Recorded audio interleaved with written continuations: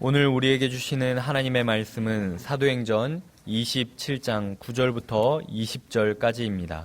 여러 날이 걸려 금식하는 절기가 이미 지났으므로 항해하기가 위태한지라. 바울이 그들을 권하여 말하되, 여러분이여, 내가 보니 이번 항해가 하물과 배만 아니라 우리 생명에도 타격과 많은 손해를 끼치리라 하되, 백부장이 선장과 선주의 말을 바울의 말보다 더 믿더라. 그 항구가 겨울을 지내기에 불편하므로 거기서 떠나 아무쪼록 베닉스에 가서 겨울을 지내자 하는 자가 더 많으니, 베닉스는 그레데 항구라. 한쪽은 서남을, 한쪽은 서북을 향하였더라. 남풍이 순하게 불매 그들이 뜻을 이룬 줄 알고 닻을 감아 그레데 해변을 끼고 항해하더니, 얼마 안 되어 섬 가운데로부터 유라굴로라는 광풍이 크게 일어나니 배가 밀려 바람을 맞추어 갈 수 없어 가는 대로 두고 쫓겨가다가 가우다라는 작은 섬 아래로 지나 간신히 거루를 잡아 끌어올리고 줄을 가지고 선체를 둘러 감고 스르디스에 걸릴까 두려워하여 연장을 내리고 그냥 쫓겨가더니, 우리가 풍랑으로 심히 애쓰다가 이튿날 사공들이 짐을 바다에 풀어버리고 사흘째 되는 날에 배의 기구를 그들의 손으로 내버리니라. 여러 날 동안 해도 별도 보이지 아니하고 큰 풍랑이 그대로 있음에 구원의 여망마저 없어졌더라. 아멘. 사도행전 27장 1절을 살펴볼 때 말씀드렸습니다마는, 황제에게 상소한 바울이 로마를 향해서 가이사라를 출발했을 때의 시점은 주후 60년 가을이었던 것으로 추정되고 있습니다. 지중해는 1년 내내 아무 때나 편하게 항해할 수 있는 바다가 아니었습니다. 바다가 거칠어지는 9월 중순부터 3월까지는 지중해 항해에 각별한 주의가 필요했고, 특히 크고 작은 폭풍이 연이어지는 11월 중순부터 1월 말까지는 지중해 항해가 전면 금지되어 있었습니다. 가이사라에서 로마까지의 거리는 2240km이므로 지중해에서 큰 문제만 없다면 한 달이면 넉넉하게 도착할 수 있는 거리였습니다. 그래서 베스도 총독은 황제에게 상소한 바울이 지중해 항해 전면 금지가 시작되기 전에 로마에 이를 수 있도록 가이사라에서 서둘러 바울을 출발시켰던 것입니다. 하지만 바울 일행이 승선한 아드라무테노 배는 가이사라에서 북쪽으로 겨우 100km 떨어진 시돈항을 지나면서부터 거센 바람 탓에 통상적인 항로를 쫓아갈 수 없었습니다. 남쪽 구부로 섬으로 밀려난 아드라무테노 배는 그 섬의 해안을 바람막이로 삼고 거센 풍랑과 싸우며 겨우 목적지인 루기아의 무라에 도착했습니다. 호송 책임자인 백부장 율리오는 무라에서 이탈리아 반도로 직행하는 배를 만나서 바울을 포함하여 자신이 호송하는 사람들을 모두 그 배에 오르게 했습니다. 그 배가 알렉산드리아라고 불린 것은 이집트의 알렉산드리아에 소속된 배라는 뜻이었습니다. 당시 로마인들의 주식은 이집트의 밀이었으므로 알렉산드리아의 곡물을 로마로 수송하는 대규모 수송 선단이 있었습니다. 바울이 승선한 알렉산드리아 배 역시 그 가운데 한 척이었습니다. 바울 일행이 승선한 아드라무테노 배가 무라에 도착했을 때 마침 이집트의 알렉산드리아를 출항해서 로마로 가던 곡물 수송 선박이 무라에 기항하였고, 백부장 율리오가 바울을 포함하여 자신이 호송하는 사람들을 그 배에 승선하게 한 것입니다. 곡물 수송 선박이라고 해서 반드시 곡물만 싣는 것은 아니었습니다. 배에 여유가 있으면 다른 하물도 얼마든지 실을 수 있었고, 또 여행객도 이용할 수 있었습니다. 이미 우리가 알고 있는 것처럼 알렉산드리아 배는 그 배에 승선한 사람이 총 276명일 정도로 대형 선박이었습니다. 무라를 출항한 알렉산드리아 배는 서쪽 니도를 향해서 항해했습니다. 그 방향에 제국의 심장 로마가 위치한 이탈리아 반도까지 이르기에 최단 코스였기 때문입니다. 무라에서 니도까지는 이틀 뱃길에 지나지 않았습니다. 하지만 무라를 출항한 알렉산드리아 배는 또다시 거센 풍랑을 만나서 여러 날이 걸려서야 천신만고 끝에 이틀 뱃길인 니도 앞바다에 간신히 도착했습니다. 그러나 거기서부터는 서쪽으로 한치도 나아갈 수 없었습니다. 풍세가 알렉산드리아 배의 서진을 아예 허락하지 않았기 때문입니다. 알렉산드리아 배는 남쪽 그레데 섬으로 밀려 그 섬의 동쪽 살모네를 돌아서 남쪽 해안을 바람막이로 삼았습니다. 그리고 라세아를 거쳐 천신만고 끝에 간신히 미항에 도착했습니다. 우리말 간신히라고 번역된 헬라어 부사 몰리스는 천신만고 끝에라는 의미라고 했습니다. 그 단어가 7절과 8절에 연이어 두 번이나 계속 기록되어 있습니다. 연거푸 등장하고 있는 그 단어만으로도 지중해의 풍랑이 얼마나 심했고 바울 일행이 승선한 알렉산드리아 배의 항해가 얼마나 힘들었으며 바울의 여정이 얼마나 지체되었는지 충분히 짐작할 수 있습니다. 9절 상반절의 증언입니다. 여러 날이 걸려 금식하는 절기가 이미 지났으므로 항해하기가 위태한지라. 알렉산드리아 배가 천신만고 끝에 그레데 섬의 미항에 간신히 도착하였을 때에는 금식하는 절기가 지난 지 이미 오래였습니다. 주후 60년 유대인의 금식 절기는 10월 초순에 해당했습니다.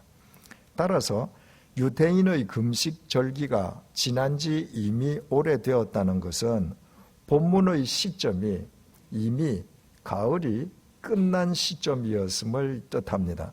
바꾸어 말하면 벌써 거칠어지기 시작한 지중해의 항해 금지 시점이 코앞에 다가와 있었다는 말입니다.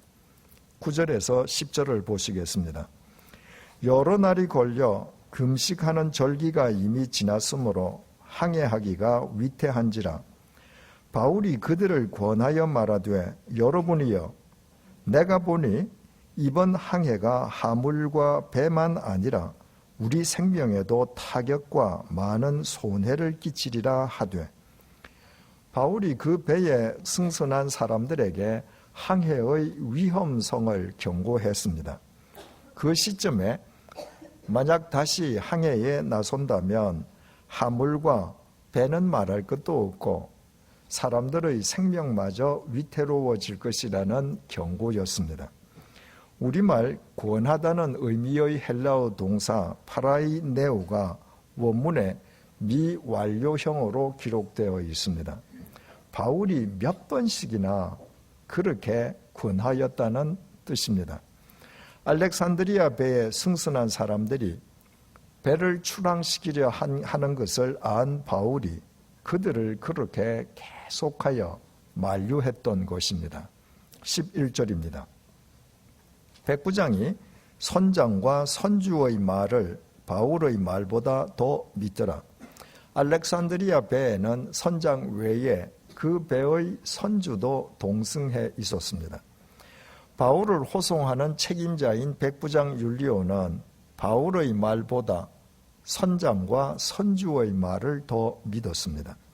선장과 선주의 말이 어떤 내용이었는지는 12절이 밝혀줍니다. 그 항구가 겨울을 지내기에 불편하므로 거기서 떠나 아무쪼록 베닉스에 가서 겨울을 지내자 하는 자가 더 많으니 베닉스는 그레데 항구라 한쪽은 서남을 한쪽은 서북을 향하였더라. 선장과 선주의 주장은 현재 알렉산드리아 배가 기항해 있는 미항은 규모가 작은 항구여서 이듬해 봄이 오기까지 겨울을 지내기에는 적합하지 않다는 것입니다. 따라서 미항보다 규모가 큰 베닉스로 가서 그곳에서 겨울을 지내자는 것이었습니다. 알렉산드리아의 승선한 승객 가운데에도 베닉스로 가자는 사람들이 더 많았습니다. 백부장 율리오 역시 항해의 위험성을 지적하는 바울의 말보다 베닉스에서 겨울을 지내자는 선장과 선주의 말을 더 믿었습니다. 알렉산드리아 배는 곡물 수송 선박이라고 했습니다. 그 배에는 지금 알렉산드리아의 곡물이 가득 실려 있습니다. 선주에게는 알렉산드리아 배와 그 배에 가득 실린 곡물이 모두 돈인 셈입니다. 만약 작은 항구 미항에서 겨울을 지나다가 겨울 태풍에 배가 파손되기라도 하면 선주는 배와 곡물을, 다시 말해서 막대한 돈을 한꺼번에 날리게 됩니다. 선장의 입장도 선주와 다르지 않았습니다. 당시 대형 선박의 선장은 봉급제가 아니라 할당제로 일을 했습니다. 항해를 통해 얻은 총 이익을 선주와 일정 비율로 나누는 시기였습니다. 만약 미항에서 겨울을 지내다가 선주의 배와 곡물을 잃게 되면 선장 자기 몫의 돈도 날아가 버릴 판이었습니다. 그래서 선장과 선주는 이왕 그레데 섬에서 겨울을 나야 한다면 서남쪽과 서북쪽으로 두 개의 해안선이 바람막이 역할을 해주는 베닉스로 가자고 주장한 것이었습니다. 그 배에는 다른 화물주들도 많았습니다. 요즘 용어로 표현하자면 지중해 세계 이곳저곳을 다니면서 돈을 버는 보따리 장사꾼들이었습니다. 그들의 처지도 마찬가지였습니다. 그들에게도 배에 실린 그들의 화물이 곧 돈이었습니다. 만약 배에 문제가 생겨 화물을 잃는다면 그들 역시 가만히 앉아서 돈을 잃을 것이 뻔했습니다. 그래서 그들도 베닉스에 가서 겨울을 지내자는 선장과 선주의 말에 동조했습니다. 알렉산드리아 배의 선장과 선주, 그리고 그 배에 승선한 화물주들이 베닉스로 가자고 한 것은 사람의 생명을 지키거나 존중하기 위함이 아니었습니다. 그들이 지키고자 한 것은 오직 그들의 이익, 재산, 돈이었습니다. 돈만 지킬 수 있다면, 더 많은 돈만 벌 수 있다면 사람의 생명은 아무래도 좋았습니다. 그런 움직임을 파악한 바울이 그들에게 항해의 위험성을 수차례나 되풀이하여 경고한 것입니다. 그러나 배에 타고 있는 그 누구도 바울의 말에 귀 기울이지 않았습니다. 심지어 백부장 율리오도 바울의 말보다 선장과 선주의 말을 더 믿었습니다. 지중해 항해에 관한 한 선장과 선주가 바울보다 더 전문가라고 판단했기 때문일 것입니다. 그러나 백부장이 모르는 것이 있었습니다. 생명에 관한 한은 바울이 선장과 선주보다 더 전문가라는 사실이었습니다. 본문 13절이 그 이후의 증언을 전해줍니다. 남풍이 순하게 불매 그들이 뜻을 이룬 줄 알고 닻을 감아 그레데 해안을 끼고 항해하더니 때마침 거센 바람이 잦아들면서 남풍이 순하게 불어왔습니다. 백부장과 선장 그리고 선주는 득이만만하게 알렉산드리아 배의 닻을 감아 올리고 배를 출항시켰습니다. 그리고 그레데 섬의 해안을 바람막이로 삼아서 미항에서 65km 떨어진 베닉스를 향해 항해하기 시작했습니다. 14절입니다.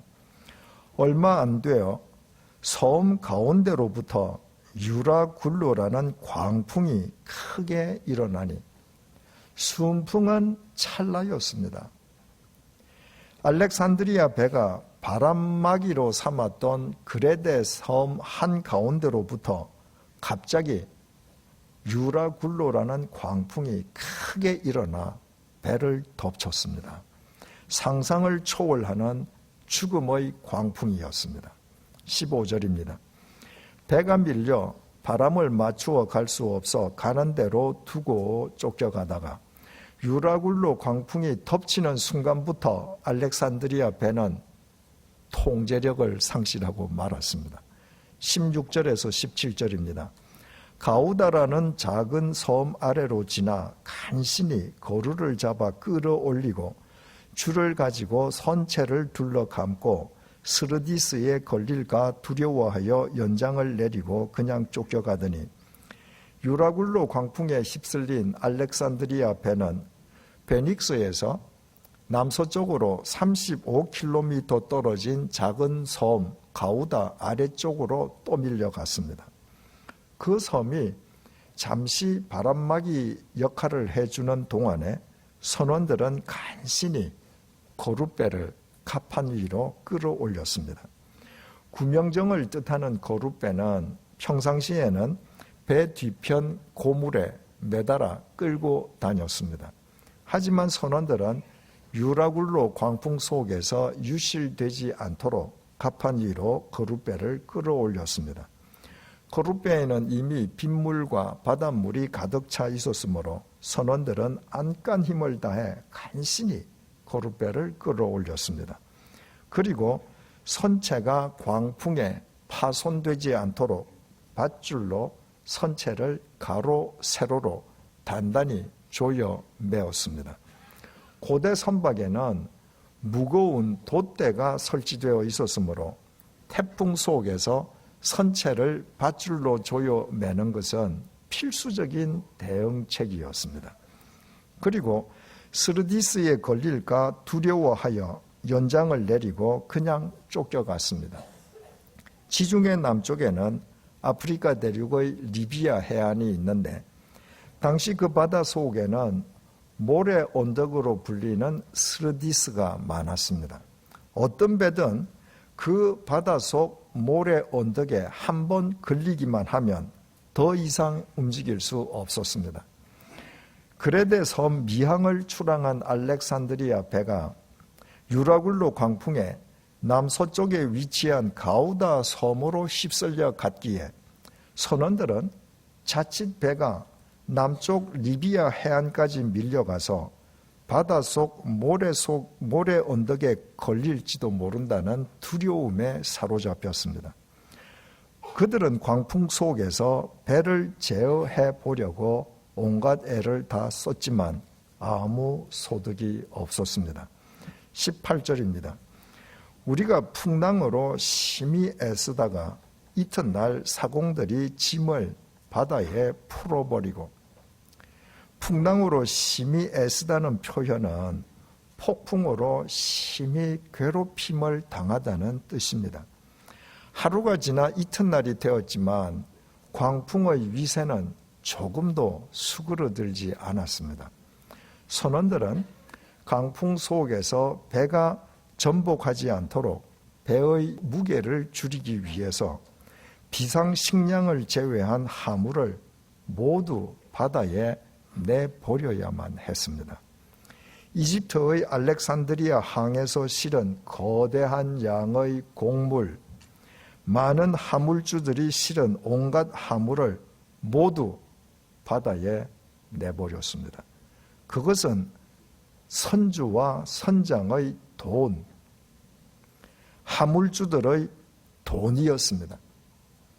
그들은 그 돈을 지키기 위해 위험을 무릅쓰고 베닉스로 가자고 주장하고 동조했던 사람들이었습니다. 그러나 죽음의 광풍 속에서 그들이 그토록 지키려 했던 돈은 아무 쓸모가 없었습니다. 오히려 죽음의 광풍 속에서는 그들의 죽음을 재촉하는 장애물에 지나지 않았습니다.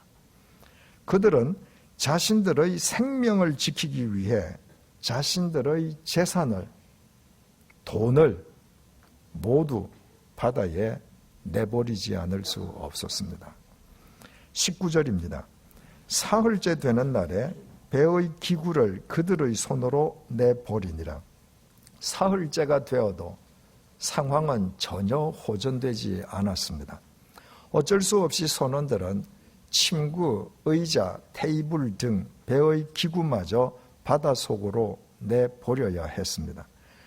배에 필수적으로 갖추어져 있어야 할 기구마저 바닷속으로 내버린 것은 상황이 그만큼 급박했기 때문이었습니다. 본문은 선원들이 배의 기구를 자기들의 손으로 내버렸음을 강조하고 있습니다. 배에 없어서는 안 될 기구마저 자신들의 손으로 바다에 내버려야 하는 선원들의 절박하고도 처절한 심정을 그런 식으로 표현한 것입니다. 20절입니다. 여러 날 동안 해도 별도 보이지 아니하고 큰 풍랑이 그대로 있음에 구원의 여망마저 없어졌더라. 그러고도 여러 날이 지났지만 해도 달도 보이지 않는 칠흑 같은 어둠 속에서 거대한 풍랑은 쉬지 않고 알렉산드리아 배를 계속하여 삼키려 했습니다. 구원의 가능성이라고는 신랄만큼도 보이지 않았습니다. 그렇지 않겠습니까? 갑작스런 유라굴로 광풍에 통제력을 상실한 알렉산드리아 배는 리비아 해안의 스르디스에 걸리지 않도록 배를 제어하려 했지만 아무 소득이 없었습니다.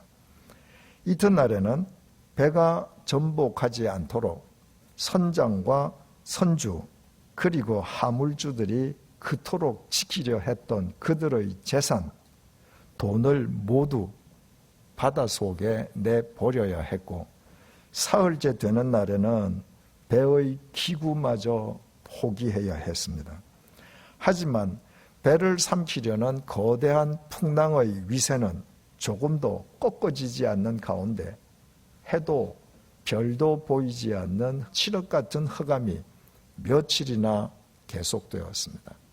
그 옛날에 나침반 역할을 해주는 해와 별이 여러 날 동안이나 보이지 않았으니 그들은 거대한 풍랑이 자신들을 지금 어느 방향으로 휩쓸고 가는지조차 가늠할 수 없었습니다.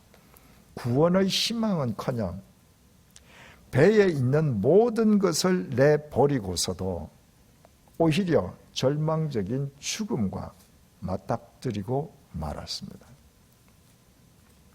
대체 누가 그들을 그런 절망의 구렁텅이로 밀어 넣었습니까? 그 누구도 그렇게 하지 않았습니다. 그들 자신이 스스로 자진하여 그 구렁텅이로 들어갔습니다. 이유는 단 하나였습니다.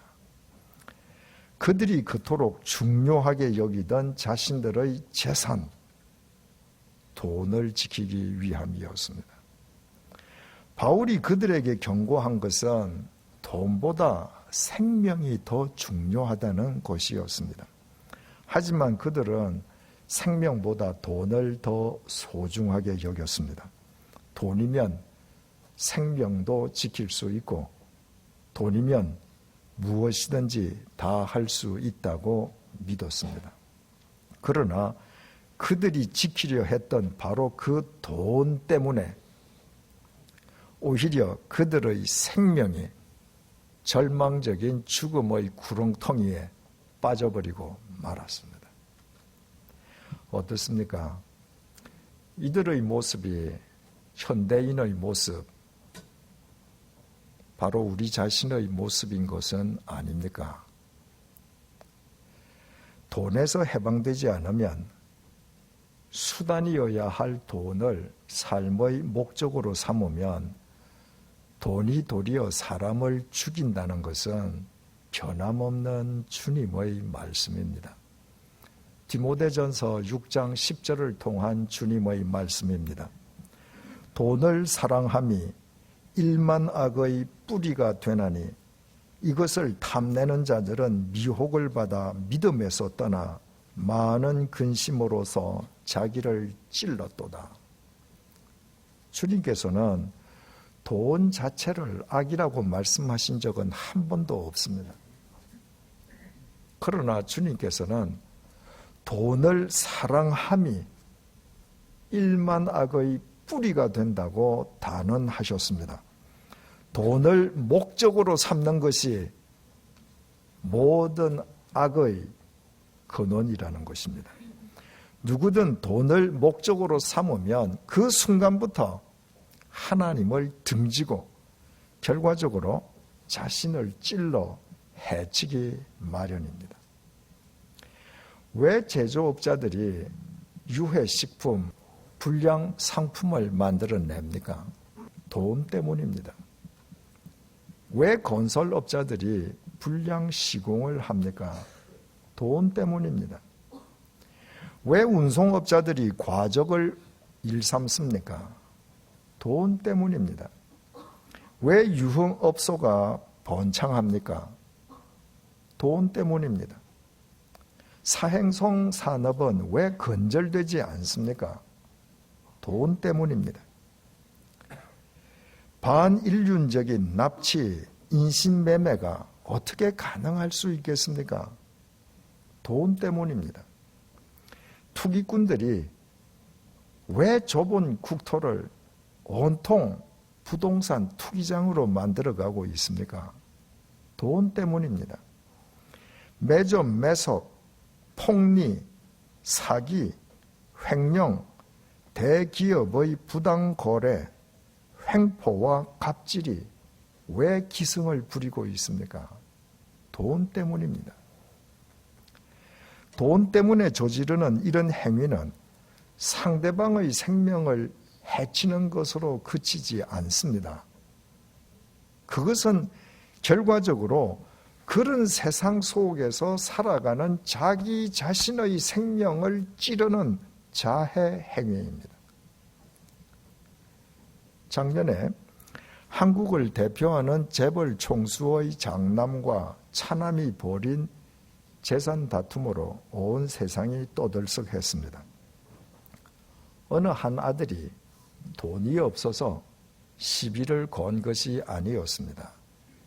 재벌닷컴의 보도에 따르면 장남의 재산은 1조 9천억 원, 차남의 재산은 2조 1천억 원이었습니다.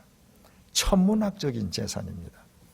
그러나 그들은 그 천문학적인 재산에 만족해하지 않았습니다. 아버지의 재산을 더 많이 차지하기 위해 공개적으로 그렇게 원수처럼 싸운 것입니다. 그 결과 그들의 아버지를 포함해서 5 식구가 한날 한시에 법정에 서는 대한민국 사법 역사상 초유의 일이 벌어지기도 했습니다. 그들은 돈을 지키려다 어처구니 없이도 온 가족의 생명을 서로 찔러 해친 것입니다. 그들 역시 우리 자신의 또 다른 모습인 것은 아닙니까? 이런 관점에서 사람들이 온통 돈을 목적으로 섬기는 이 만몬의 시대에 아굴의 기도는 그리스도인으로 살아가는 우리 자신의 실체를 되돌아보게 해줍니다. 잠언서 30장 7절에서 9절입니다. 내가 두 가지 일을 주께 구하여 싸우니 죽기 전에 내게 거절하지 마시옵소서. 곧 헛된 것과 거짓말을 내게서 멀리 하옵시며 나를 가난하게도 마옵시고 부하게도 마옵시고 오직 필요한 양식으로 나를 먹이시옵소서. 혹 내가 배불러서 하나님을 모른다, 여호와가 누구냐 할까 하오며 혹 내가 가난하여 도둑질하고 내가 하나님의 이름을 욕되게 할까 두려워함이니이다. 우리는 지금 무엇을 위해 기도하고 있습니까? 뭐라고 기도하든 결국은 돈을 위해서가 아닙니까? 우리는 지금 무엇을 목적 삼아 살고 있습니까? 교회에 다니면서 실제로는 돈 아닙니까? 돈을 목적으로 삼았기에 그리스도인이면서도 거짓마저 서슴지 않고 있지 않습니까? 그러나 그렇게 살아가는 우리에게 어느 날 죽음의 유라굴로 강풍이 불현듯이 덮친다면 우리의 돈이 그 죽음의 광풍에서 우리를 건져내어 줄 수 있겠습니까? 그때 우리가 우리의 모든 돈을 다 내던진다 한들 그 죽음의 광풍을 비켜갈 수 있겠습니까? 오히려 돈을 목적으로 삼아 살아오느라 자신과 타인의 생명을 찔러 해치며 살아온 자신의 어리석음을 이를 갈면서 후회하지 않겠습니까? 그때 우리의 모습이 그토록 지키려 했던 자신들의 돈을 유라굴로 광풍 속에서 바다에 다 버리고서도 살 소망마저 끊어져 버린 본문의 사람들과 아무런 차이가 없지 않겠습니까? 돈보다 생명이 더 중요합니다. 돈은 수단일 뿐, 돈은 어떤 경우에도 생명의 목적일 수 없습니다. 생명의 목적은 오직 참 생명이어야 합니다. 우리를 대신하여 죽음의 형벌을 받으시려 십자가의 제물로 죽으셨다가 죽음의 권세를 깨뜨리고 3일 만에 다시 살아나신 예수님만 우리 생명의 목적 되시는 까닭이 바로 여기에 있습니다. 우리 모두 3일 만에 다시 살아나신 예수님만 우리 생명의 목적으로 모시고 살아가십시다. 예수님께서 지중해의 바울처럼 우리를 들어 돈 때문에 죽어가는 이 시대의 사람들을 살려내실 것입니다. 이 세상을 강타하는 온갖 유로굴로 강풍의 위세가 아무리 거세다 할지라도 우리가 3일 만에 다시 살아나신 예수님을 우리 생명의 목적으로 모시고 살아가는 한 그 어떤 광풍도 이 세상을 무너뜨릴 수는 없습니다. 이것이 오늘 본문을 통한 주님의 약속입니다. 기도하시겠습니다.